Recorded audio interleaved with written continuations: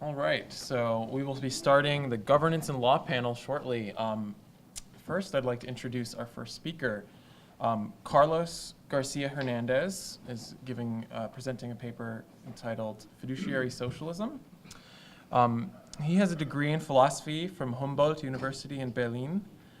He's the founder of Lola Books, a publishing house that has introduced modern monetary theory in Spanish and German languages through the translation of the books of Randall Wray, Warren Mosler, and Bill Mitchell. He personally translated into Spanish Modern Monetary Theory by Randall Wray and Eurozone Dystopia by Bill Mitchell. He's going to share with us today about his work about developing fiduciary socialism.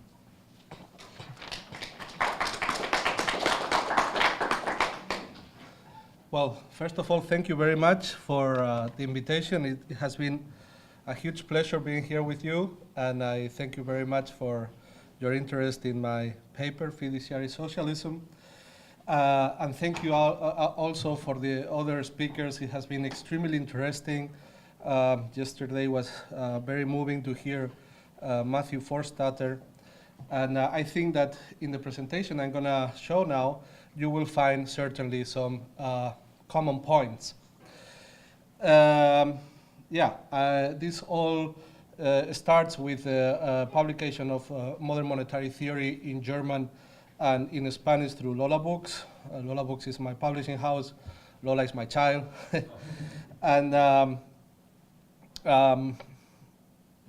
Fiduciary Socialism is a paper that I sent to the organizers, and also it is also a work in progress. I hope to be finished with the book called Fiduciary Socialism in a couple of months. What is fiduciary socialism? We are going to see a definition in a moment, but fiduciary socialism is good news. And good news meaning that socialism is not as difficult and messy as one might think. If we take the work of scientists as a work in order to make hard problems easier and not the other way around, we can say that by changing some specific points in the definition of socialism and what we mean with that, we can find a way to reach a point that we can call socialism within a very short period of time. And that is basically what I have tried with fiduciary socialism. Of course, the main point in fiduciary socialism is the fiduciary or fiat money that has been predicated and presented by modern monetary theory.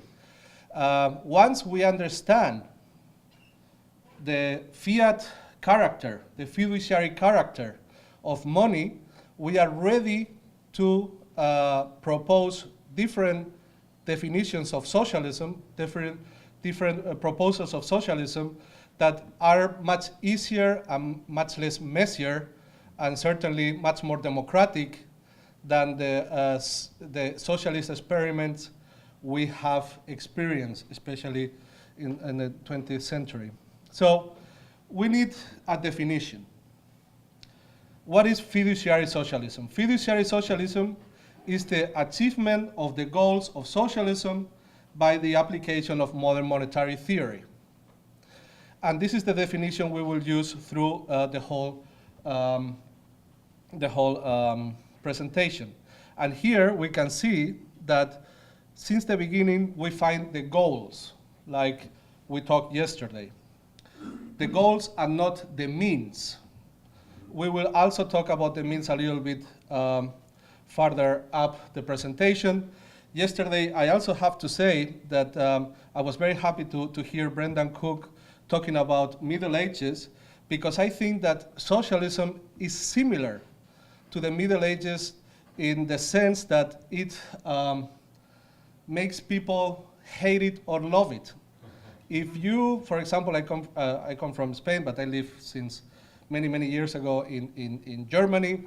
If you talk about Middle Ages, or some, I don't know, some county makes a party in the town about the Middle Ages, you will have hundreds of persons coming and saying, oh, how nice it was the Middle Ages. And they think about a past without capitalism, with unity. You know, it was hard, but it is also very romantic in a way, or it was also a time where there was not so much dispute among the persons of the community.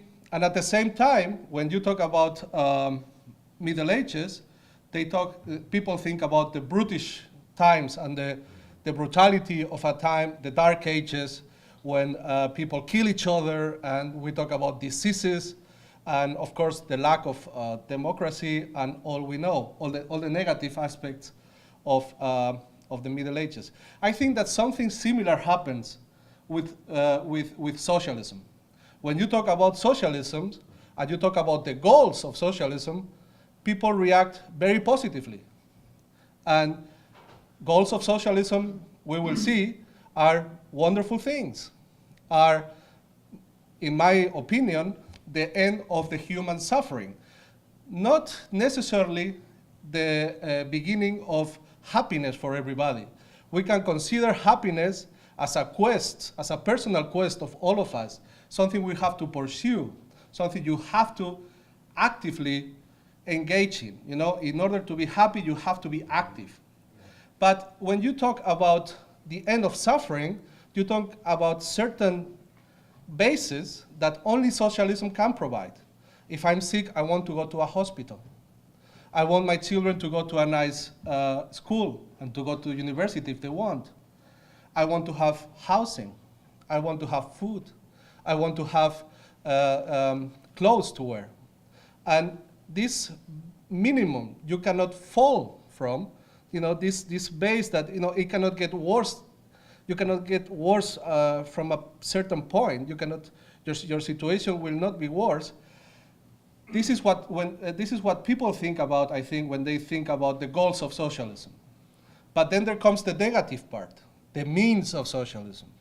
Stalin, the 5-year plans, the pogrom, the killing, the mass murders, the process, you know, and then it's when it gets negative, and people with right think about socialism in a very negative way. So as in when we talk about the Middle Ages, fiduciary socialism has the 2 points, the two aspects.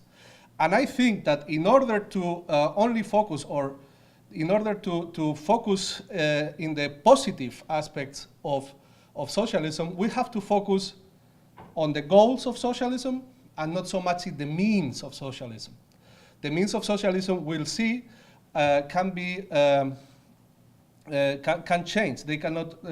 It is not only, there is not only one way to socialism, and there is where modern monetarist theory comes in place. So we will talk about fiduciary socialism as the achievement of the goals of socialism by the application of modern monetary theory.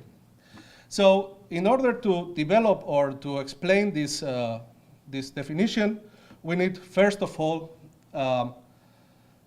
we need to define what are the goals of socialism, what is modern monetary theory, and how can fiduciary socialism combine MMT and the goals of socialism. So in order to define the goals of socialism, and in order to show that problems are sometimes not as hard as they think, and to show also that sometimes solutions are closer to us than we think, I propose the book, The Road We Are Traveling.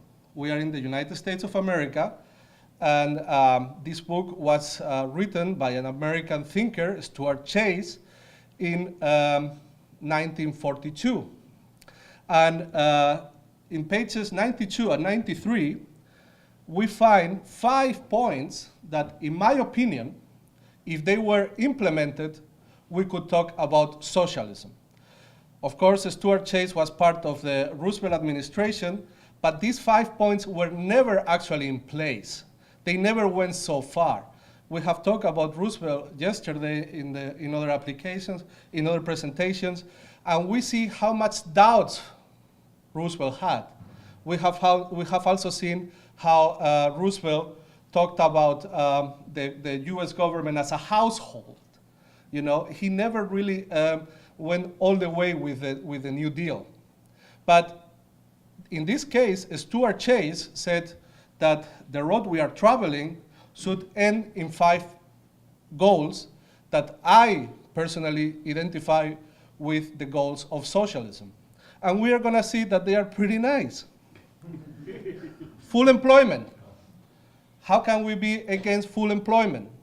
Actually, the only place on earth, or the only places on earth where full employment was per law guaranteed for everybody was in the socialist countries. Chapter number 1 of the Constitution of the Soviet Union. Who can be against full employment? Full and prudent use of material resources. Now we are facing an environmental crisis. We have climate change. We have to make a full and prudent use of material resources. Our existence depends on it. Guarantee of 5 essentials to every citizen: food, housing, clothing, health services, and education. I hope nobody is against this. I'm certainly not, you know. Social insurance. If you have a child, you must have maternity or paternity leave. You should, if you get injured and you cannot go to work, you shouldn't be fired. If you don't have a job, that doesn't mean that you should go directly to the poverty level, below the poverty level. And labor standards. We shouldn't work more than a certain amount of hours. The workplace should have certain standards that have to be accomplished. And you know, you cannot just work in general in a bad condition. So these 5 points that I define as the goals of socialism that we find in the road we are traveling have never in any society been guaranteed as a right of every person. Sometimes we find some of them in the societies we have, but all the 5 of them we don't find in any society today. No? And in my opinion, if we could manage to create a society where these 5 points were guaranteed for every single human person, every single human being, we could be talking about a socialist society. And I think that we could do it in a pretty easy way, without drama, without any kind of huge problem or mess, but in a very ordered way. So let's see what Stuart Chase says about full employment. All men and women seeking work which cannot be found in private industry should be employed by the state. If citizens are going to be guaranteed minimum standards on the one hand, they must help provide those standards by the labor on the other. Congenital loafers may be cared for in sanatoriums. So all that nonsense about universal income and things like that, you know. The only way you can fulfill yourself as a person is through work. Human work is the origin of all wealth. This is a very Marxist, this is one of the main ideas that Marx repeats all the time through the 3 volumes of the Capital. It is work what makes us human. It is work that creates wealth.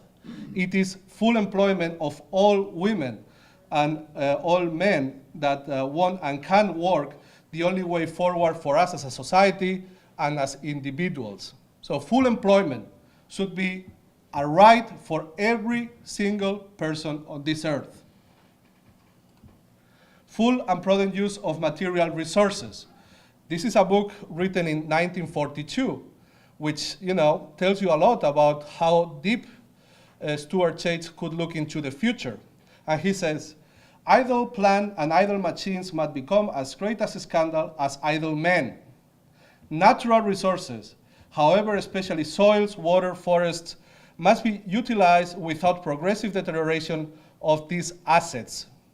The resource budget must be balanced and our national heritage maintained. Minerals are, by their nature, wasting assets, but they must be exploited thriftily with constant research devoted to substitutes. Here we find a clear a reference to the climate and natural crisis we are facing right now. We either make full and prudent use of our material resources, or we just don't know what's going to happen in a couple of decades, And then number 3 is the guarantee of the 5 essentials. The food standard should be on this basis of adequate nutrition, including the essential vitamins, not on the basis of calories alone. This is particularly important for growing children. It is incredible to hear what are the levels of malnutrition in countries that we thought were part of the first world. I'm talking about Greece. There are children right now passing out in the school because they didn't have breakfast. They didn't have anything for dinner. Greece, the heart of Europe, is having these problems. My country, Spain, is not there yet, but is also facing these problems. We have malnutrition in Spain. We have malnutrition in Portugal. This is absolutely unacceptable and should not be tolerated one more day. We have the resources to guarantee food, housing, clothing, health services, and education. Social insurance. Social insurance at all major exposed points in the social structure. This could include all age allowance, so we should retire at a certain point, benefits for sickness, accident, temporary unemployment, childbearing. It is interesting to note that the Australian government, despite its heavy war commitments, has voted for an allowance for every child in the country where the family has more than one. This historical reference, I think, is very interesting. We are talking about 1942, when the technological development of our societies and the level of wealth we have now was not even comparable to the level we enjoy today. And even back then, it was possible for the Australian government to provide with social insurances. I would like to, probably no one here is conservative or Republican, but how can Republicans, conservatives, or people on the right in Europe say, we cannot afford this? The Australian government was providing these services in 1942. Of course we can provide this to everybody. Labor standards. This could include minimum wages, maximum hours, standards for working conditions in every branch of employment. The Wage and Hours Law of 1938 is a long step in this direction, 1938. Again, if it was possible back then, it is possible today without a doubt. So if we could have these 5 goals implemented in a society by law, and this could be fairly easily done if we use our material resources in a proper way, and we use modern monetary theory in order to mobilize that amount of resources in the right way, these 5 points could be achieved pretty easily, without drama, without any major mess or problem. And as I say, I think that a society that would achieve these 5 goals could be called a socialist society. So let's go to the second part of the definition. What is modern monetary theory? Modern monetary theory, in my understanding, has two aspects. First of all, it's a description of how sovereign monetary systems work, all of them. So it is a description, it's not a prescription. First of all, modern monetary theory analyzes how do monetary systems work when they can issue their own money and they have their own tax system, you know? So how do they work? That's what modern monetary theory explains. And number two, modern monetary theory is a method to achieve full employment and price stability. So it has two aspects that we have to understand, the description and the method. Number one is the description of how sovereign monetary systems work. Of course, we don't have much time, so in a nutshell, I think that what we really, or anybody who wants to know what modern monetary theory is, should understand this formula right here. That is the very basic of what modern monetary theory is. I can talk about my personal experience with modern monetary theory. I'm a big fan of a gentleman called Tom Hartman. He's an American journalist who is very famous in YouTube, and he has a very big channel that I usually see. And he was interviewing Stephanie Kelton. And then he said, well, Stephanie, what is modern monetary theory? And she showed this charter here. And then she said, well, okay, government deficits equals private savings. And I was like, what? Wait a minute. So, and I had to pause and see it again. It's like, okay, so a government that cannot run out of money, that can issue its own currency with no limit in principle, spends in order the private sector to go, you know, to make workplaces, to have savings, to be able to maintain the level of consumption of the private sector. That is interesting. That is interesting. Because why nobody talks about this? And not only that,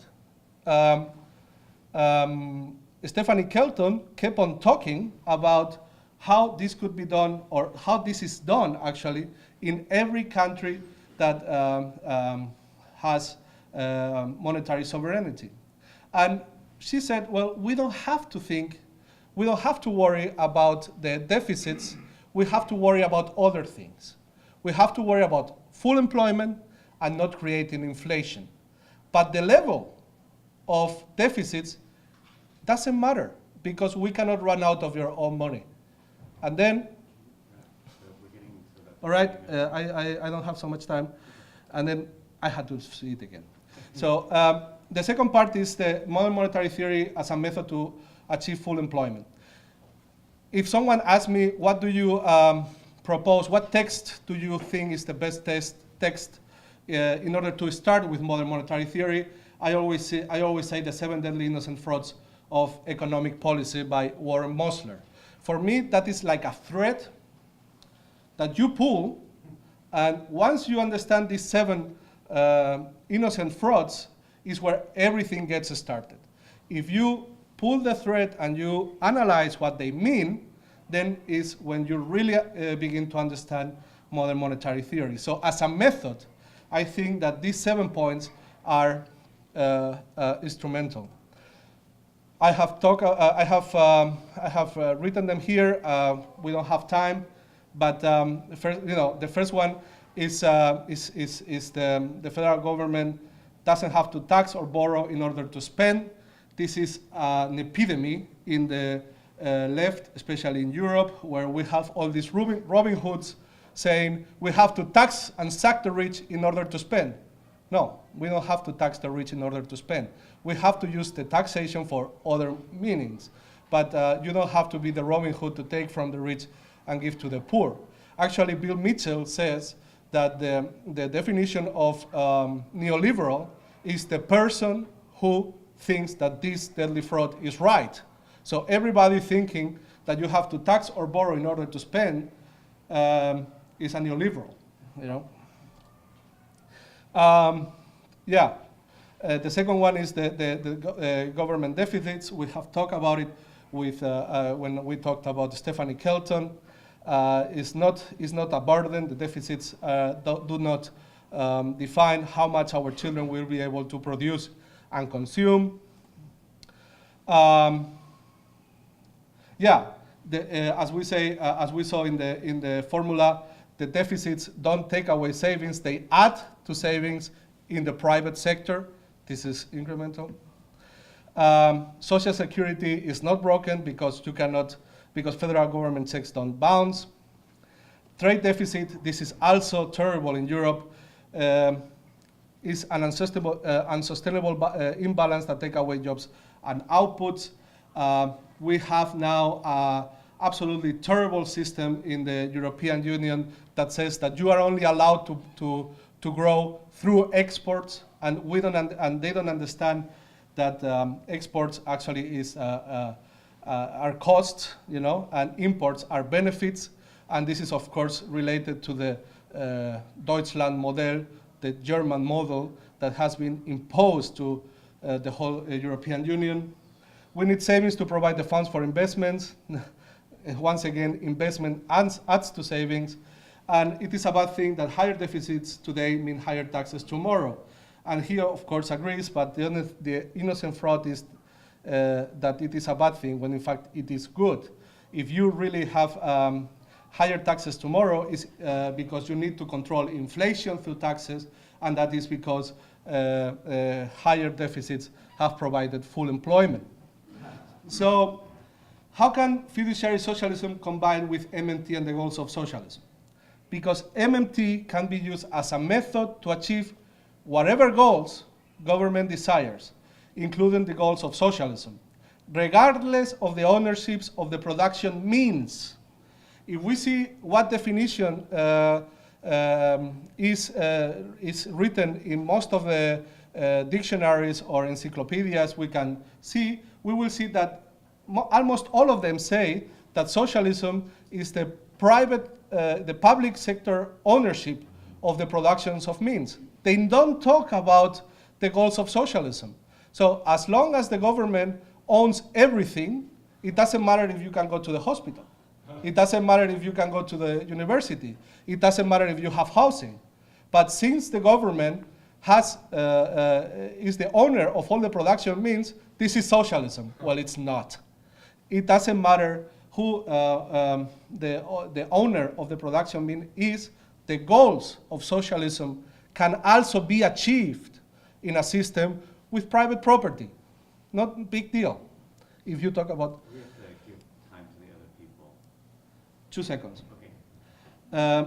So the roadmap to achieve the goals of socialism are 3. First of all, modern monetary sovereignty. We have to get rid of the euro. Number 2 is what I call to achieve the Lerner Point. The Lerner Point is the point of the economy where you have zero employment and no inflation. That means that inflation comes always after full employment, and the way I express it is with the Lerner rate, with unemployment rate plus the inflation rate in absolute terms. I have calculated the Lerner rate from 2000 to 2016, and we can see for the case of the United States of America how far you are from achieving the Lerner point. And through the Moore's law, we see that the only fiscal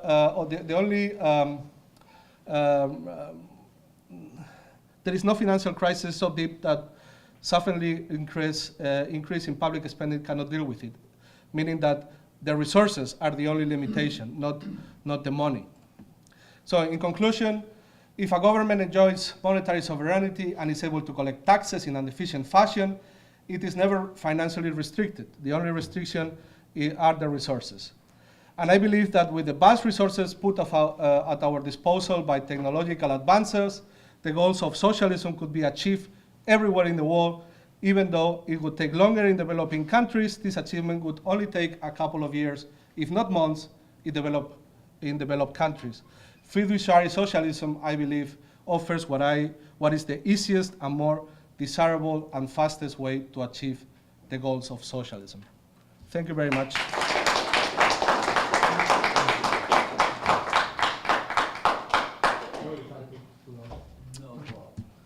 Thank you, Carlos. Next presenter is Jean Gros-Didier. He is a PhD candidate at Sciences Po Law School in Paris, France. His doctoral research engages with dominant legal and economic reactions to the euro crisis and explores what he calls monetary constitutionalism.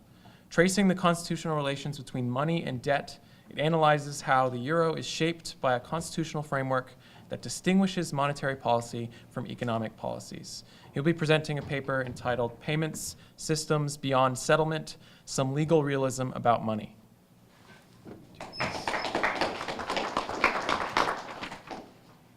Thank you, Max. Thank you, Scott, for the invitation. I'm really pleased to be here and listen to the wonderful presentation of yesterday on humanities and this morning. So I will talk about the euro, but in payment systems. So since 2007, European constitutional lawyers have noticed an acceleration in policy making from EU institutions. This acceleration was often understood as a necessity of crisis, and the institutional setting of the euro was a constraint for efficient decision making or a violation of democracy. Lawyers and economists tended to externalize the crisis and analyze the effect it has on governance. This acceleration of governance, or the idea that government should take decision in no time, that the national parliament should vote urgently, that constitutional judges are either too slow or need to decide urgently, are not only largely documented, but also theorized. Sometimes as part of a critique of authoritarian liberalism, like the German critique. The sovereign decides in crisis and the weak suffers what they must. In Europe and in France, this is often understood in combination with an état d'urgence against terrorism. And having a crisis is seizing emergency powers. While emergency is precisely intended at deferring the normal rule of law, it says it. The economic crisis did not follow procedures to defer the rule of law. It actually followed the law to solve a problem outside of the law, sovereign debt spread, banking crisis, or more precisely, the institutions attacked by the critics of authoritarian liberalism precisely argued that they were not breaking the law, while in emergency, the government declares that it set aside the law. A striking feature of neoliberalism is indeed its acceleration of time and its current monetization via Google, Amazon, Facebook, etc. Because our world of governance is a world with money, I do locate this acceleration in constitutional law as a phenomenon that can be traced back to decisions of governance. Constitutional theory has indeed rather neglected money in its empirical operations and imagined the world of governance without money, like Fisher Black or the Hollywood movie. Instead of a material critique of constitutional law, I elaborate a monetary critique of constitutional law. Critique in that sense is also a critique of the material abstract divide that structures constitutional law and its material critique. It questions the method underlying analysis of money and monetary institution. In Foucauldian terms, it analyzes the conceptual condition of possibility of interdisciplinary on money. This is interdisciplinarity. This is actually not only an external critique to previously quoted literature on money, but an internal critique based on the role of the unit of account. In various theories of money, the unit of account is perceived as an idea that makes sense of some real value, real asset, real exchange. Moving to this semiotics of science, I will quote Brian Rotman, who describes the money of our era of financial capitalism. What sort of money sign has financial capitalism engendered, he asked. The answer will be a type of sign that replaces the familiar modern concept of money, that is paper money whose value is its promise of redemption by gold or silver, by a money note which promises nothing other than an identical copy of itself, and which determines its value, what it signifies as a sign in a form of a certain kind of reference. Yesterday, we've heard wonderful presentations on neoliberalism and re-empowerment of the public in monetary modern theory. There is also a sense of dispossession of money as an abstraction talked by economists or lawyers or remote from our daily lives. Opening up this analysis of money takes us on a journey that rests on and critiques some of our most entrenched conceptual realms of modernity. We could, however, displace abstraction into institutional conflicts, analyzing and making some kind of politics of nominalism, where our collective and democratic institutions shape and are shaped by those conflicts. Talks about prices, interest rates, exchange rates can be politicized and repoliticized by reimagining monetary institutions. Instead of going through some really complex aspect of Eurozone large value payment system target 2, I thought I would use this opportunity to generalize about how that could work in our culture. I will first start with some basic analytics of money. I will push you by a realist analysis of debt, expand it to money, and imagine how that would go for money on the left. If we made our contemporary experiences of money, we can reimagine them. Economics, I will go really quickly. So instead of looking for nature of money, I propose to look at it from a philosophical pragmatist lens. The starting point of the research is therefore not the thing as such, but its experience. When we make the experience of money, it is both an abstract and a physical experience. In that sense, money is both an abstract unit of account, a signifier, and a physical means of payment, a signified. The experience of money links both abstract and physical aspects of money. The unit of account doesn't materialize without the means of payment, and the means of payment rests on a unit of account. The experience of money is therefore not an experience of a thing, either abstract or physical, but the experience of money is a relation of both the abstract and the physical. It would be tempting to think of a universal relation in abstract terms, but this relation is also not abstract, but experienced. It is a contextualized relation. This context will have more or less stability relatively to the experience of the relation. A destabilization of context destabilizes the relation. It changes the concrete experience of money, and here we can think of inflation, deflation, or debt overhang. Minsky monetary constraint plays out in that context as well. On the other side, the relation is itself not neutral on its context. Context is shaped by the relation as well. This is where the experience of law enters money. Law is itself a relation between abstract and physical things, according to legal realists. But those relations are abstract relations between rules. In law, money is often theorized as property or contract. I propose to further decompose the relation. Law, as one context of the relation between the abstract unit of account and the physical means of payment, is shaped by that relation. As Commons noticed, money is what distinguishes debt from the physical thing.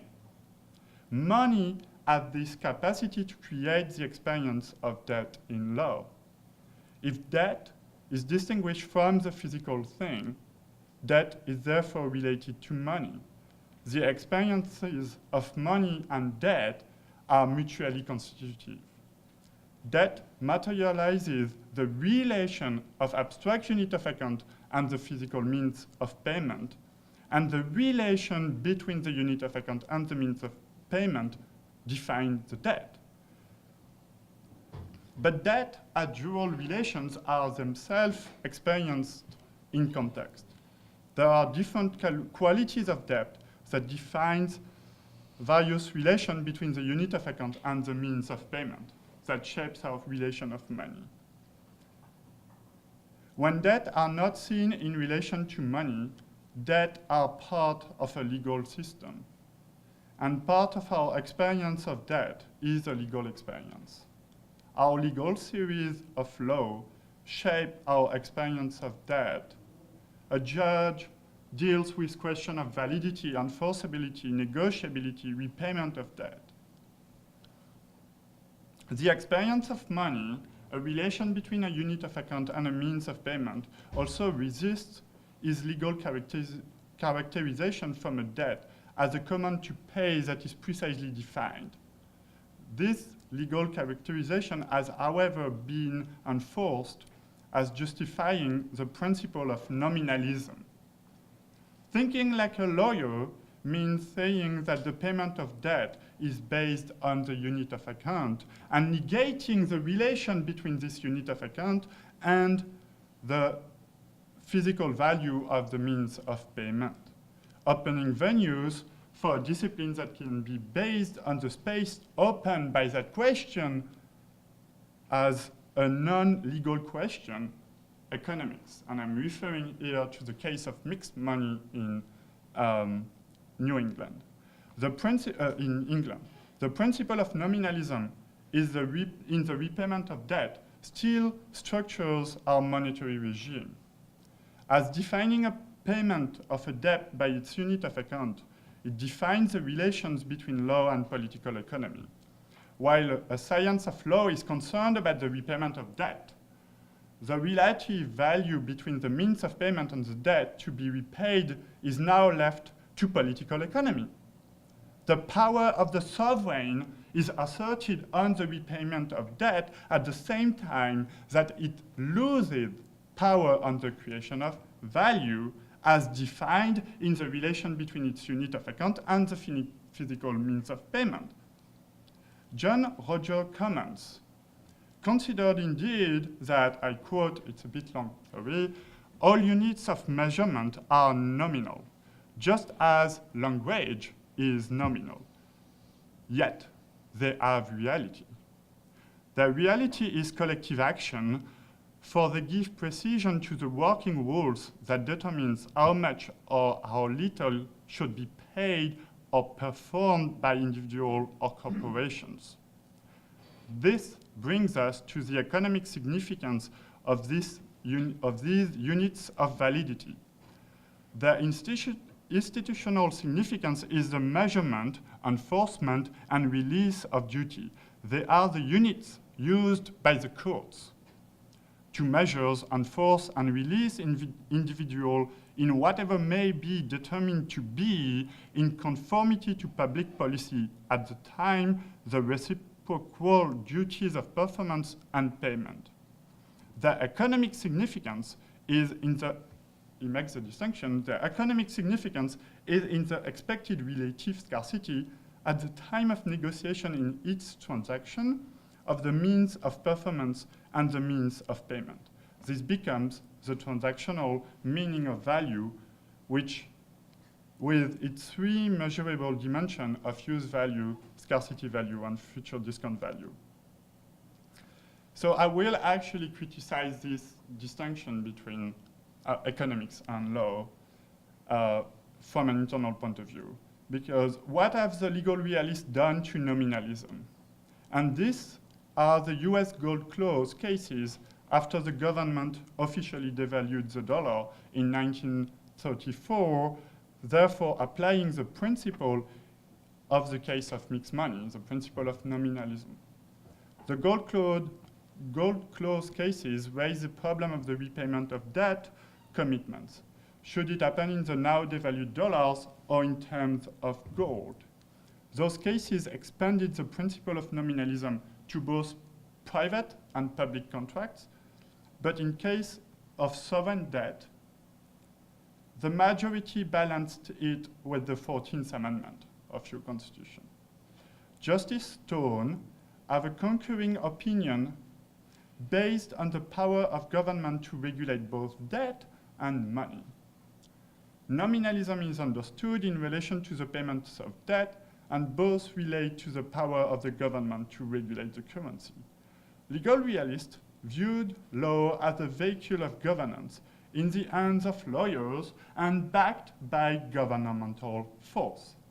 Closer to political economy, Hale specifically considered the case of payment. For purpose of ordinary conversation, some other words than coercion may be preferred to describe payment made to a man who makes a sacrifice to earn them. But can a line be drawn? I believe the popular distinction along these lines is based on moral judgment. If a man gives a job they like, or if he works for another man, why shouldn't he be paid for it? It will be asked. Perhaps he should, but unless the term coercion is applied only to conduct adjudged immoral, does justifiability of the receipt of payment prevent it from being coercive? I might repeat.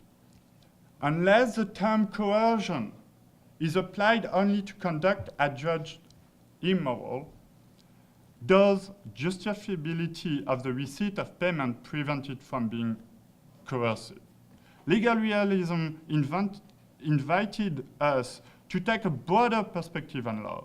Following Dewey, law is essentially a formulation of the use of force. This brings us back to the gold clause cases and the majority opinion in Perry that sees that the 14th Amendment language indicates a broader connotation. We regard it as confirmatory of a fundamental principle. This principle leads to the stability of the government obligation, and therefore to the superiority of the gold clause on the power of the government to regulate money. I only have 3 minutes. Legal realism comes back on the question of damages when the value of the loss of money is established in terms of its buying power. The argument of the majority reasserts the fundamental distinction between nominal and real value of the means of payment that structured the political economy of money after the case of mixed money. And I will quote the judges' majority opinion. In view of the adjustment of the internal economy to the single measures of value as established by the legislation of the Congress, and the universal availability and use throughout the country of the legal tender currency in meeting all engagements, the payment to the plaintiff of the amount which he demands would appear to constitute not a recoupment of loss in any proper sense, but an unjustified enrichment. While reasserting a fundamental distinction between repayment of debt and the value of money, the majority was also explaining the political economy in terms of legal relation. And I will quote again, plaintiff demands the equivalent in currency of the gold coin promised, but equivalent cannot mean more than the amount of money which the promised gold coin would be worth for the bondholder for the purposes for which it could legally be used. That equivalence or worth could not be properly ascertained save in the light of the domestic and restricted market which the Congress has lawfully established. So John Roger Cummins celebrated the decision of the Supreme Court on the gold clauses. He defended the rule of unjust enrichment applied by the majority to reject the claim of Perry. But the test used by the court allowed for different subsequent enrichment of sovereign bond owners via the commitment of the state to repay its nominal value. This anchor of the value of bonds was a condition of the stability of monetary policy more than any commitment. Therefore, the principle of unjust enrichment was and is still in law the limit of the principle of relative scarcity of commons. In so doing, commons was taken as given the payment as defined by the debt contract and the subsequent duty of the US to pay and justify it only on moral grounds. One quickly realizes, like the majority opinion, that leaving the language of the law is always an acte manqué. What matters here is that law always decides on the payments while attempting at making it a matter of the real itself defined via some rules on payment in a background set by lawyers. For Stone, also not dissenting but concurring to the decision, for Stone that background was the power of Congress to define the currency. For the majority, it was the power of judges to grant damages. And for the dissenting opinion, it was the power of judges to enforce the words of contracts. Debt, even when decided by the sovereign, cannot legally define money. But there is money in these cases because there are debt. Among the most relevant type of the time, those are railroads, company bonds, and treasury bonds. Judges finally decided on the quantity of monetary units transferred from a debtor to a creditor.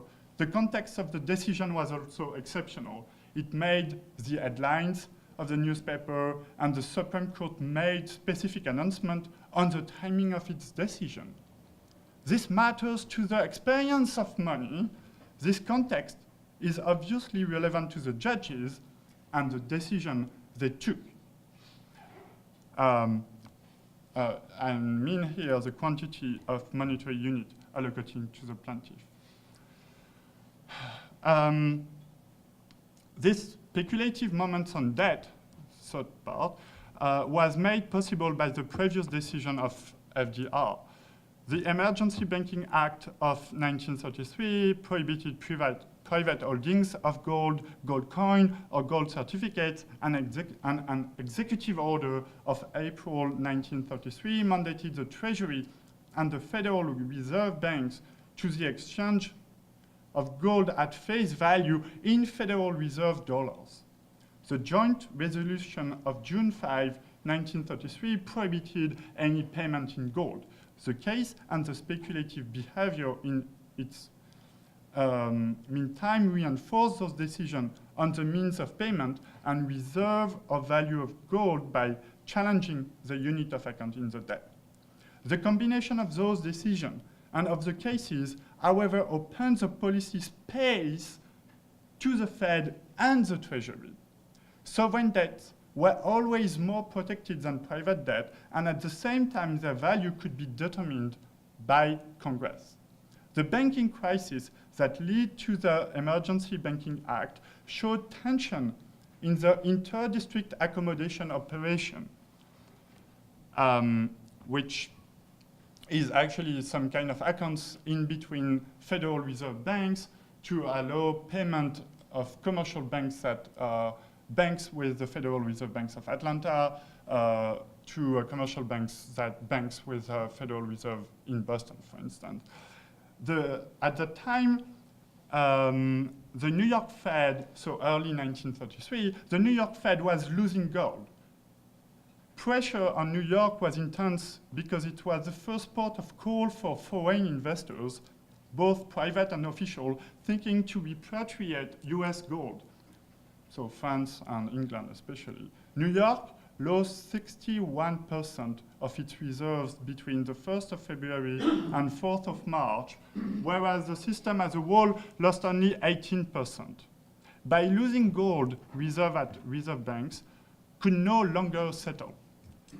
And commercial banks in its district could no longer maintain business relations with other districts. It would break the par clearing between Federal Reserve banks as requested in Section 16, paragraph 13 of the Federal Reserve Act. But accommodation could be extended by all the other reserve banks.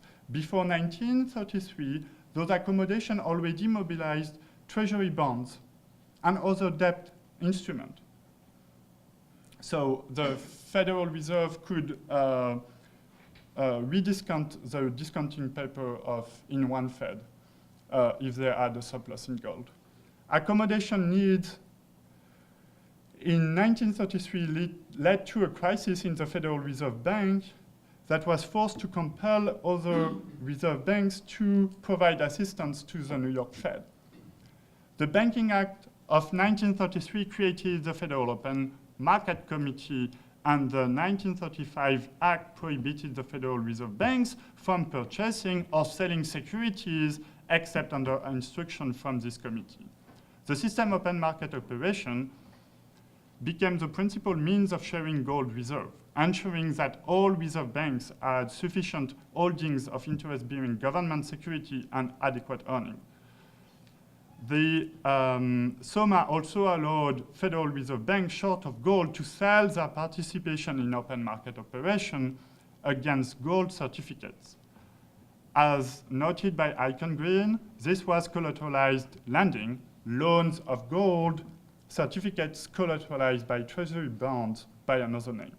I argue that settlement operation between Federal Reserve banks changed the nature of money in the US. One response to the banking crisis of 1933 was to concentrate gold in the Treasury and the Federal Reserve banks, and later to reinforce the power of the Federal Open Market Committee. After 1935 and until 1975, accommodation of settlement between districts became directly a matter of buying and selling of securities serving as collateral to loans of gold in case of traces in the inter-district settlement account. Inter-district settlement between commercial banks were not constrained by the gold reserves of each Federal Reserve banks, neither by the various cooperation mechanisms on those reserves, but by the allocation of open market operation. If payment imbalances between districts were still expressed in terms of gold, ratio of reserve, this is the gold standard of Bretton Woods, their settlement used a centralized allocation of treasury bonds bought and sell in open market operation. For the Federal Reserve banks, those bonds were guaranteeing their loans of gold in the inter-district settlement account until 1975. This mechanism also protected the refinancing mechanism of the domestic financial system from international movement of gold. Open market operation could be funded via their allocation to the 12 Fed Reserve banks and the respective creation of the Fed funds itself backed by loans of gold in the inter-district settlement account. Treasury securities were essential in the functioning of the par clearing between Federal Reserve banks as requested in Section 16 of the Federal Reserve Act. And these changes in the ISA mechanism also change the financial franchise. I mean the relationship between commercial banks and the Federal Reserve System. The payment infrastructures on which privately drawn check clear at par was getting its accommodation from now centralized open market operation. Open market operation on treasury securities, not gold, backed the operation of payments between commercial banks and ensured that the respective balances at the Federal Reserve banks would clear. Open market operation, not gold, still determine the equivalent value of the treasury debt in terms of the adjustment of the internal economy to the single measures of value as established by the legislation of the Congress and the universal availability and use throughout the country of the legal standard currency in meeting all engagement, and I quote the judges here. Arguably, those operations still constitute the background of our daily experiences of money.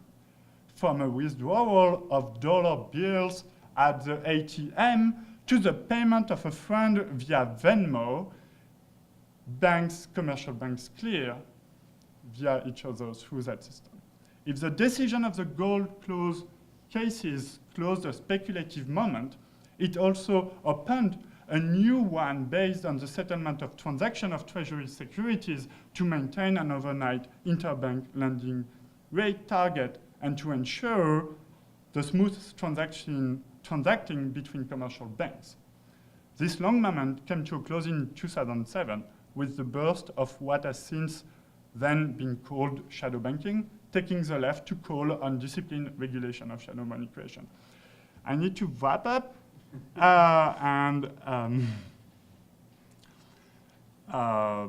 in wrapping up, I will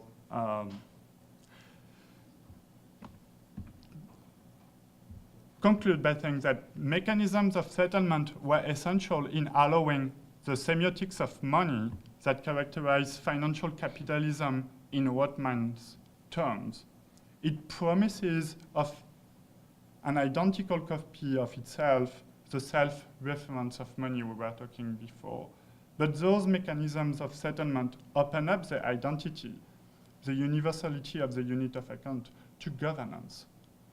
From a constitutional perspective, cooperation hides the conflicts for and around the institutional creation of a new monetary system going beyond settlement. It opens thinking of governance that give time and time constraints through money, debt, and payment mechanism. Money is institutive more than institution. Money expresses and overtakes, exceed a moment of crisis.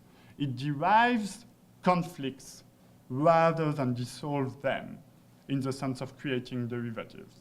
Money is part of instituted powers, goes beyond them, and at the same time conditions their mutation by transcending the liberal structure of cooperation and conflict. The study of settlement system opens this demonstration to the power mechanism, which fixes territories and powers aiming at governance of a population.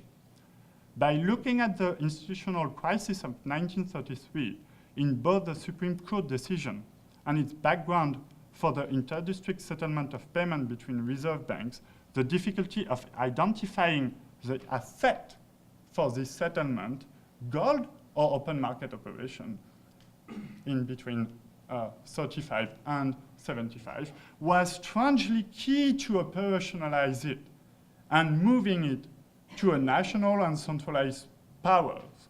Today's conflict between Main Street and Wall Street. What does humanities have to do with this? Everything.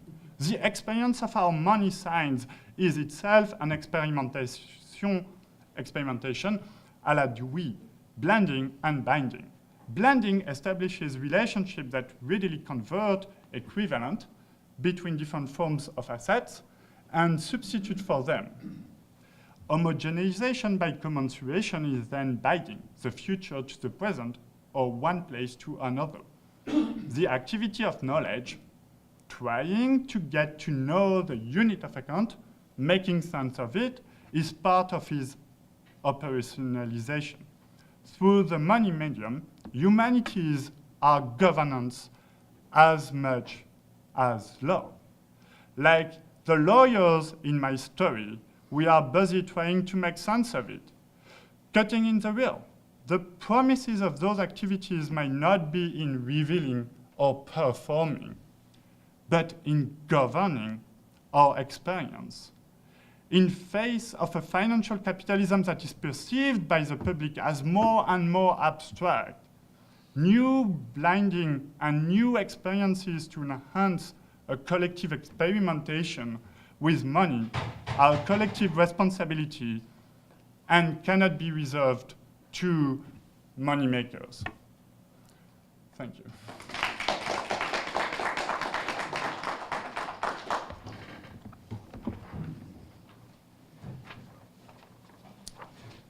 Next up, we have Mario Rendina. Mario served from 1969 through 1978 as supervisor of planning and monitoring legislative mandate by private business. Mario retired from his public work in 2004, and he'll be presenting a paper entitled Employment and Training Initiatives, Past, Present, and Future.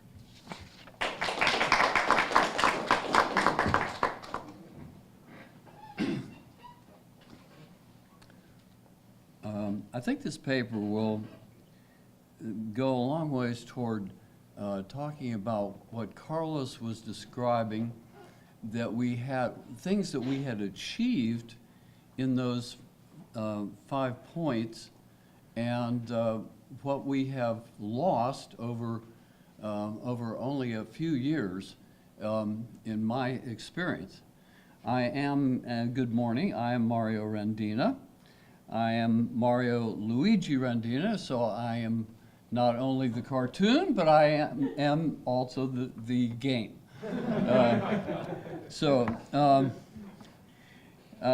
In addition to have been a county bureaucrat for over 30 years, I was a practitioner, a bureaucrat, like the practitioners who help politicians write the laws, and the same practitioners who write the federal regulations pursuant to the law.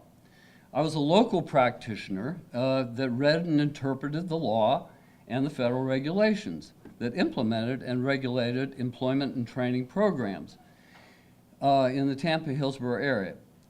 I wrote plans for SEP, for CETA, CETA Consortium, for JTPA and WIA programs. Forget the acronyms. I'll cover a few later. In addition to planning employment and training programs, I supervised the program's management information system. Now we're talking about regulation and accountability. I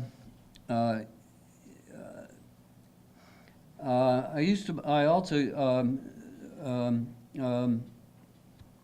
supervised the monitors themselves. I was primarily the primary staff member to the workforce boards. All of those boards all of those programs had boards, and I was primary staff to most of those because I was planning. Also monitoring and evaluation. One of my themes really is privatization and what the results of privatization are. And I was going to do a little thing about Bernie's rant, appropriate rant, on Sunday CBS morning, and it was related to the creeping privatization of the VA and how important that we do not allow that to happen. It's a damned important thing to us in the overall system that we're describing here. It's part of that social fabric that we're talking about. Privatization, again. Anyone living in this area, probably anywhere in Florida, is aware of the disaster that is the privatized foster care system. Teen fosters sitting in Wawa parking lots in cars with minders till dusk. Then they were taken to the office to sleep on the couch or to an overcrowded group home. Then do it again and again and again, day after day, eating food at Wawa and then sleeping in the office till a foster home for teens was found. Who was the whistleblower? The Wawa clerk, who saw the same teen day after day getting food and sitting in a car all day long. So the clerk says, don't you go to school? And the whole thing unraveled. So what's the private sector solution to the problem? The private sector contractor fires the private sector subcontractor for foster care, for teens, I think. Done. The private sector prime contractor does an RFP, a request for proposal, and hires a new private sector subcontractor for foster care for teens. I'm incensed. I no longer have a government desk to bang on. The state's okay with the solution. What else can be done given privatization? Pull the prime contract? No, much too complicated, chaotic, and politically scandalous. I'm incensed. I'm a guardian ad litem. And I'm the first man to serve as a social worker in an AFDC unit in Hillsborough County. That was the welfare program, federal welfare program, state program, but it involved women mostly. Privatization.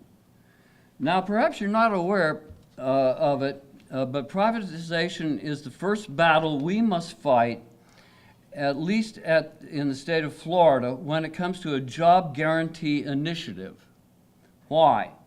Because all the workforce boards in the state of Florida are 501c3 corporations. They've all been privatized.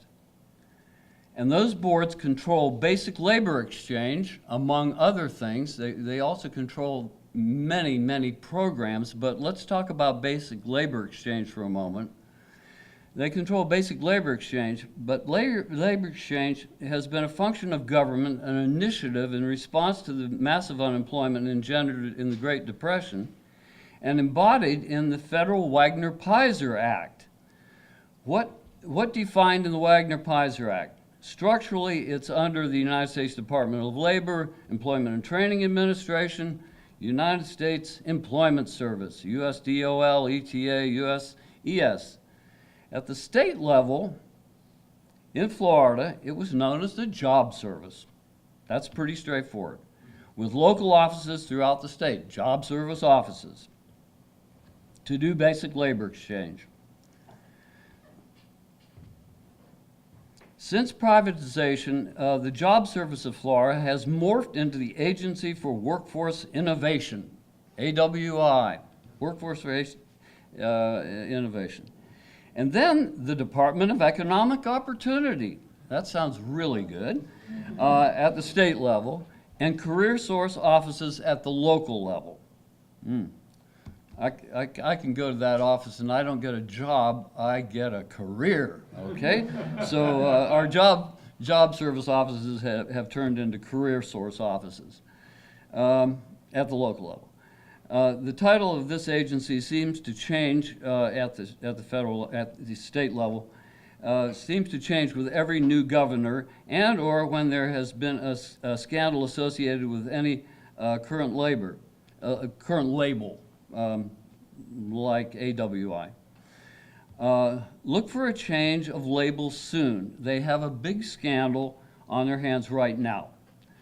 What appeared to be enigmatic, complex, and legally complicated problem with the basic labor exchange function in some of the local career offices, it would have been apparent to any employee of a local office prior to privatization that there was a problem.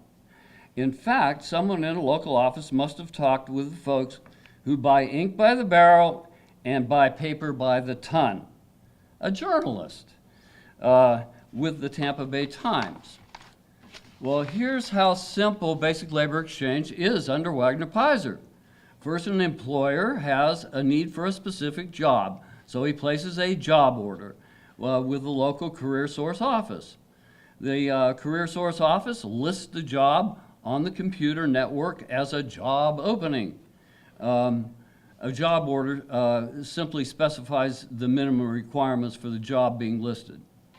When the job opening goes up on the Career Source computer network, then a job seeker registered with Career Source and one who meets the posted job requirements asks to see a counselor. A counselor then briefly interviews the job seeker to ensure the qualified candidate is that a qualified candidate is being referred to an employer.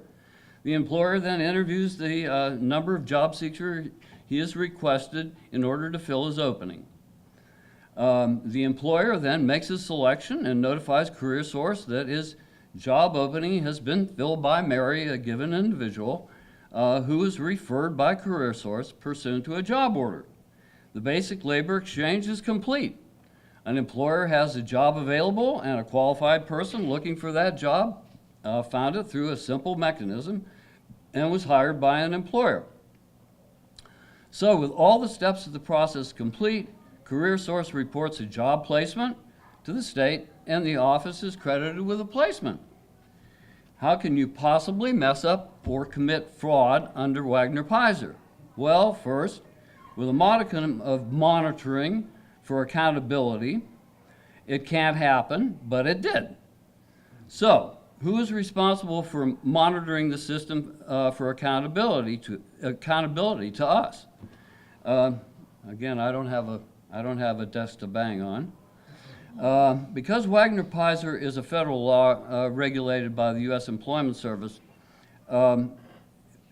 we actually end up having the Inspector General for USDOL ETA, the Employment and Training Administration, the Inspector General coming down to look at our local program. This is Hillsborough and Pinellas.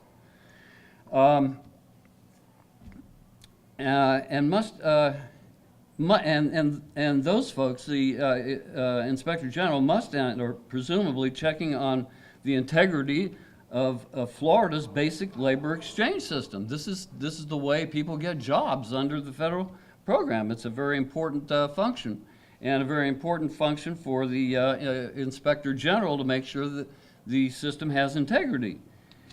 And of course, at some point, the governor is interested in whether or not his Department of Economic Opportunity has done its job in making sure that there wasn't any inappropriate activity or illegal activity occurring in his offices, his Career Source offices. With a jobs governor, I'm not sure there was a whole lot of concern there. Now let's get back to the privatized workforce boards, which is really what we are shooting at. Privatized workforce boards that run the Wagner-Peyser system in the two Career Source offices.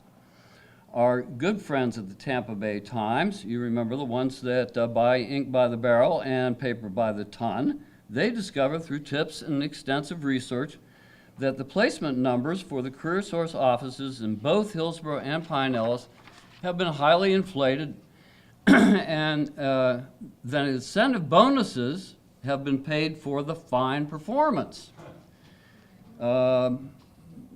Question here is, what money are you going to pay these bonuses and incentives for? We're a private not-for-profit, and we think that money is fungible. We think that we can pick up some of this federal Wagner-Peyser money and pay an incentive with it? Maybe not. With a jobs governor, I didn't expect the Department of Economic Opportunity to see anything wrong with the system. But perhaps there is no longer any bureaucrat in DOE that knows how to monitor the basic labor exchange function. So, what went wrong? In addition to the counselor in the Career Source office, the one that screened and referred the qualified applicant to employers pursuant to the employer's job order, there's an employee that solicits job orders from employers by phone, by knocking on doors. This employee is called a job developer by whatever euphemistic title is being used today. So instead of soliciting employers for job orders, they requested that an employer list all his hires with specific information, name, social security number, etc., for everyone hired, for everyone he hired.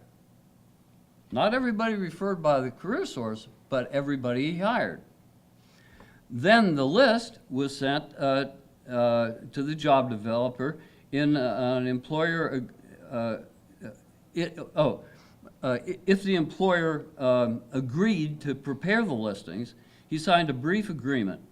I don't know what the rationale for the listing was, but I think it was something like for statistical purposes. It sounds okay. You're sending information on new employees to a government agency that presumably counts new hires for statistical purposes, for employment statistics.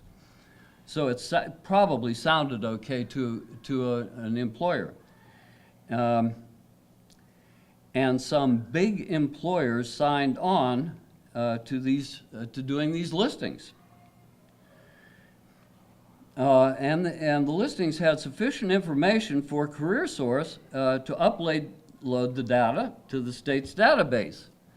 Well, it's fraud. And it's less important to know whether several job developers went off the rails or whether the director knew or approved it than it is to realize that monitoring of the basic labor exchange system failed or was non-existent at the local level, state level, and at the federal level. After all, it was the feds all the way down the line that are supposed to be monitoring this activity. And it's information that is being reported as federal data, unemployment data. I just counted my 22 issues of the Tampa Bay Times that covered the problem. For over 2 months, it was in the paper somewhere. The workforce boards in Hillsborough and Pinellas are confused, concerned. The local government entities have been uncertain of their roles, and the system seems clueless. We must view this as an opportunity to get the workforce boards back under the control of the local elected officials, the LEOs. They were under the local elected officials, and I'm not sure they can't be brought back under the local elected officials. We'll get to this in a minute. Lost in the overall confusion is the fact that the workforce boards, the career source boards, have their genesis in only one piece of legislation, the Workforce Economic Opportunity Act, WEOA. So it's no surprise that the state level has named its Department of Economic Opportunity, but it's not important for our purposes. How the state chooses to name its structure itself. What's important is the genesis and structure of the local WEOA boards, 24 in the state of Florida, I believe. First, the career source administrator, the executive director, proposes a slate of members for appointment by the LEOs, by the local elected officials, to the career source board. Although it's important to know the full required membership of the board, the key for our purposes is to know two things. First, that 51% of the membership of the board must come from the private business sector, okay?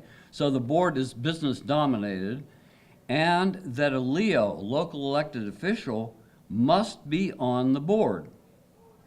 The slate that the executive director prepared for the local elected officials to look over, the slate is usually taken up as a consent item on a Board of County Commissioners agenda.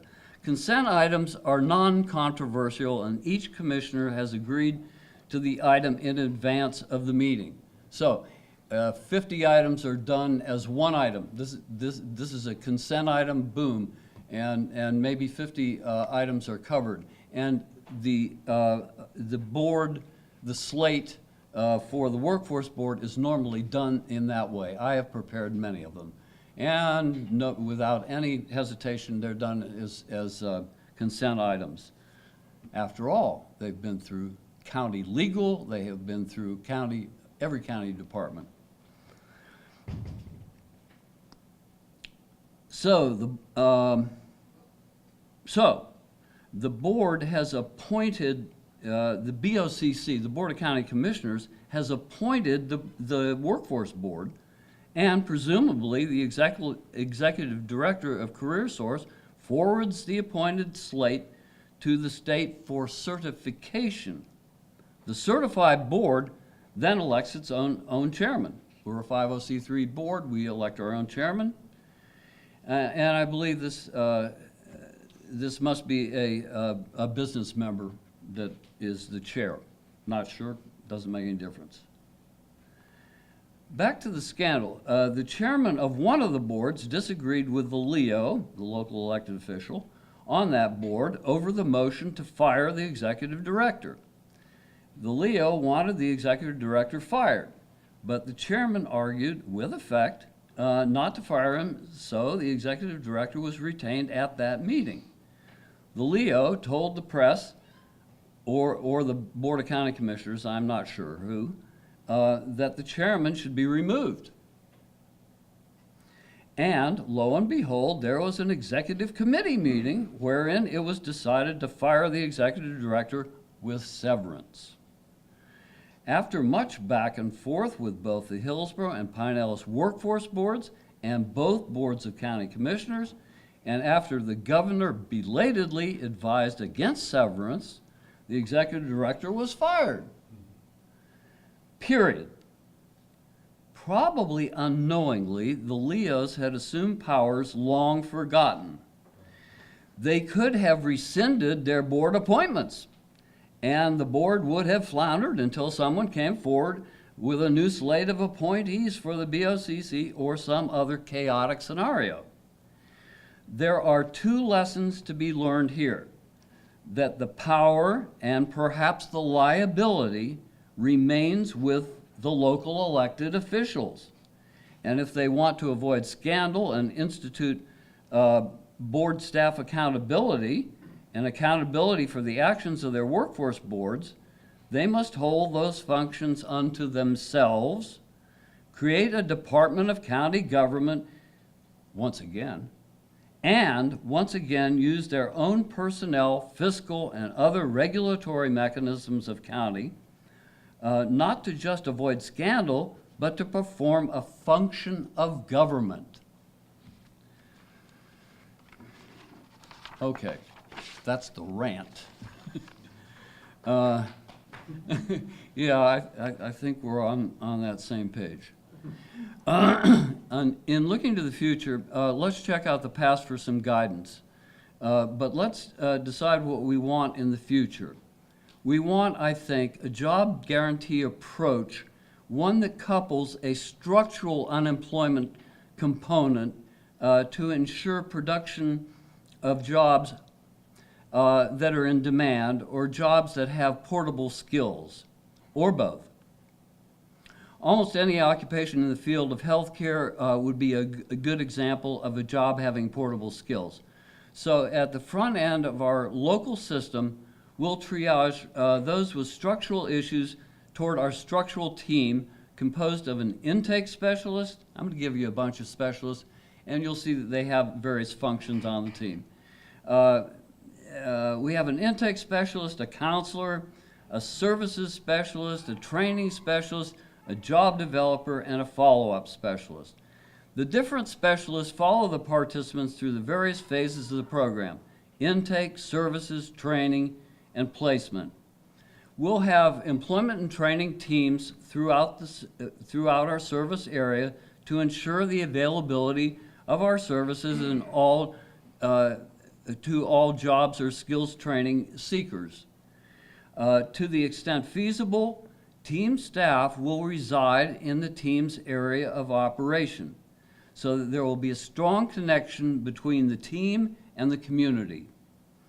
We're also creating some professional and paraprofessional employment in the area at the same time while we're doing our staffing. We'll have orientation and assessment. We'll have an orientation and assessment component that orients the participant to the structural program and assesses their interests and abilities through testing. An employment plan will be developed by the participant and the counselor following orientation and assessment. Based on the employment plan, the support services component will provide the participant with the necessary support services for a specific job or for entering skills training. Upon skills training entry, we'll also provide, thank you, Bernie, we'll provide tuition, books, materials, and supplies that are needed for the training specified in the employment plan.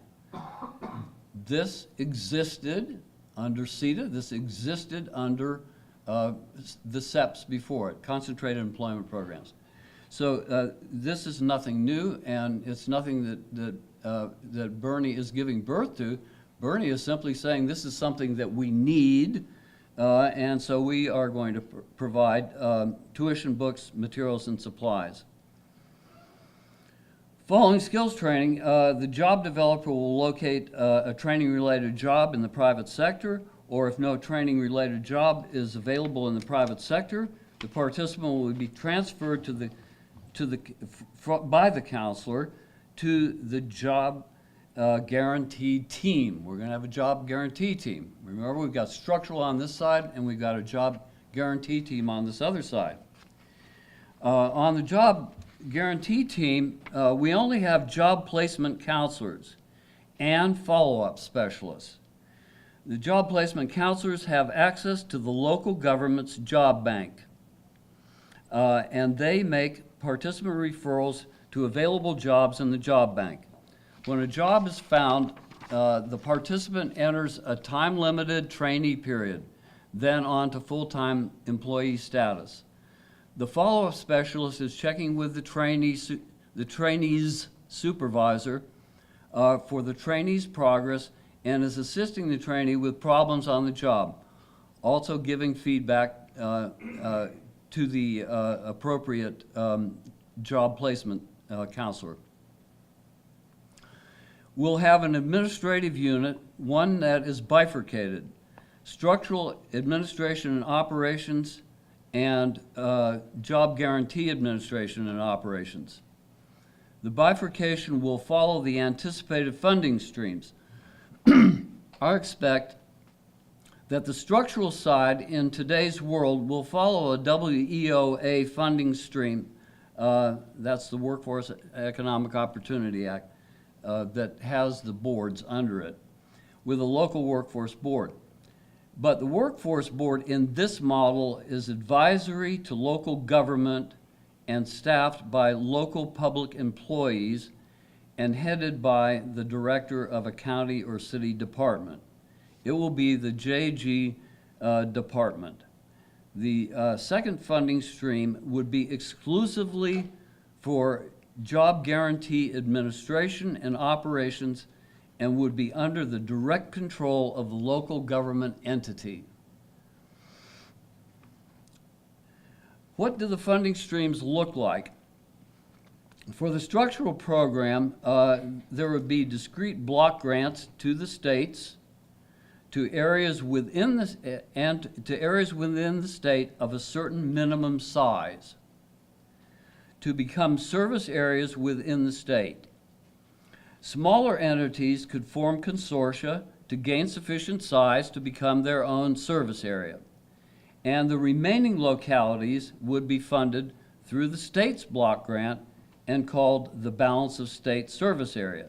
This model is Title II of the Comprehensive Employment and Training Act, 1976. For the regulation of the structural program, we can generally use the regulations promulgated pursuant to Title II of CETA. It's there.